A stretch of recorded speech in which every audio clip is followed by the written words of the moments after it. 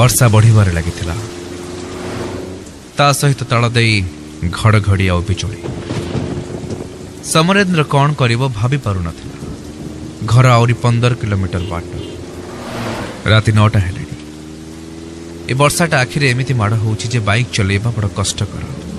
समरेन्द्र देखिला सामने रे गोटे कोठा घर। भाविला किछि समय रही जिवो एई घर बारंडा रे। वर्षा टिके कमु तापर घर को जिवो। गाड़ी पार्क कला सेई कोठा घर आगे रे। बारंडा कोठी गला। ठिया हे ओदा शर्ट को चिपुडुथला। धड़किरी खोली गला घरर दरजा। 60-70 वर्षर बुढ़ीटे दौड़ी आसला समरेन्द्र पाखकू। ताको कोळेई धरी थरी थरी कहिला, एते दिन परे पुओ तोर मां कथा मने पड़िला। हो आ रागिना थन आ घर को आ। गलु गलु देह हाथ पोछि पकेइबु नहले थंडा धरी पकेइब। समरेन्द्र किछि बुझी पारु नथिला। किंतु एक अजणा आकर्षण रे से घर भीतर को चली गला। बुढ़ी जनक भीतर पशु पशु चिल्लैले, अये सुनुच देख किए आसीची। भीतरु 70 वर्षर जने वृद्ध बाहरी आसी बल बल करी समरेन्द्र को अनै रहिले। बुढ़ी कहिला, अरे बल बल करी कोन अनैच? आम समर परा कोन चिन्हि पारु न? वृद्ध चमकी पड़िले। अरे समर आइलु आइलु बाप पोछि पड़। वृद्ध दौड़ी जाए टावेलटे आनी पढ़ई देले समरेन्द्र हाथ को। बुढ़ी जनक रोसई घर को जाई चा करिबारे लागिले। ए किछि समय भितरे समरेन्द्र सारा घर ऊपर नजर पकई सारिथिला। कांथरे टंगा जाइथिला विराट पुराना ब्लैक एंड व्हाइट फोटोटे। तारी बयसर गोटे चुबकर फोटो। फोटोटी देखिला बेले वृद्ध पाखकू आसी कहिले, मो पुओ समर 27 वर्ष तले गोटे एक्सीडेंट रे हमको छाड़ी चली गला सबुदिन पाई।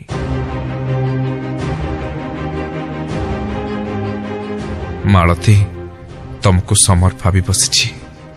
पुओ गोटे अनुरोध, आज रातिटा एटे रही जाओ, सकाळु चली जीव। बुढ़ीटा टिके खुशी ही जानता ही रातिटा। समरेन्द्र किछि उत्तर दबा पूर्वरु बुढ़ी चा धरी पहुंची जाइतिला। कहिला, कौन एमिति बाप पुओ बल बल करी फोटोटी को चाहिच? तमे गल गल कुकुड़ा भाड़ी अंडा नहीं आसीबो। जानिन कि देसी अंडा समर केते प्रिय। मु भात बसई सारिछि, अंडा झोल करदेबी, बाप पुओ दिहे मिसे खाइबो। समरेन्द्र पाटी रे भाषा नथिला।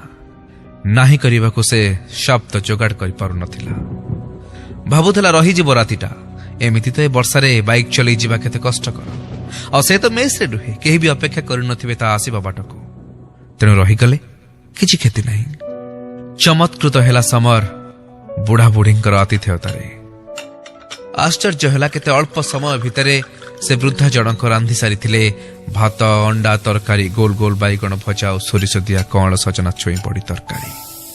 चमत्कार थिला से सुआद। वृद्धंक सहित से रात्रि भोजन कला।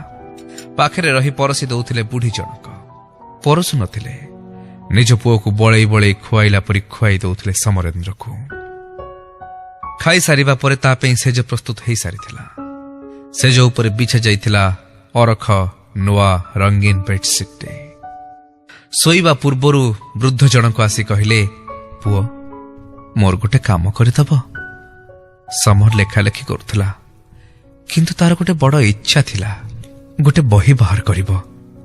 अफसोस बंची थिला बेले तार बहीटे बाहरी पारलानी।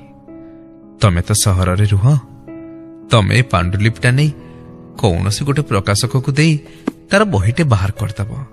ता आत्मा खुशी हब, शांति पाइजिब। आमे बुढ़ा बुढ़ी बयस क्या जाई दबु?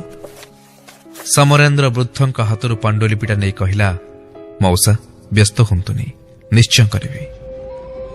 वृद्ध जनक मशा धूप आनी घरे रखिदेले। समरेन्द्र शोइबा को जाउथला। रसुण दिया गरम सोरिष तेल आनी ता पादरे लगेइबाकू वृद्धा बाहरिला बेलकू काहेकि केजाणी समरेन्द्र पाटिरू बाहरी आसिला, थाउ मां। सकाळ हेई सारिथिला। समरेन्द्र निद भांगिला, चमकी पड़िला। ଦେଖିଲା ସେ ଶୋଇଛି ଗୋଟେ ଭଙ୍ଗାରୁଜା ପଲଙ୍କ ଉପରେ। ସେ ଘରେ କେହି କୁଆଡେ ନଥିଲେ। ଘର ସାରା ଅଳନ୍ଧୁ, ବୁଢିଆଣୀ ଚାଲ, ଧୂଳିରେ ଭର୍ତ୍ତି। ସେ ମଉସା ମଉସା ଡାକି ସାରା ଘର ଖୋଜିଲା। ବୁଢା ବୁଢୀଙ୍କର ଅସ୍ତିତ୍ୱ ନଥିଲା। ଖୋଜୁ ଖୋଜୁ ଅଟକିଗଲା ସମରେନ୍ଦ୍ର ସେଇ କାନ୍ଥ ନିକଟରେ ଯୋଉଠି ରାତିରେ ଦେଖିଥିଲା ସମରର ଫଟୋ। ଚମକି ପଡିଲା। ଆଜି ଦେଖିଲା ସେଠି 3ଟି ଫଟୋ, ସମର, ବୃଦ୍ଧ ଆଉ ସେଇ ବୃଦ୍ଧାଙ୍କର।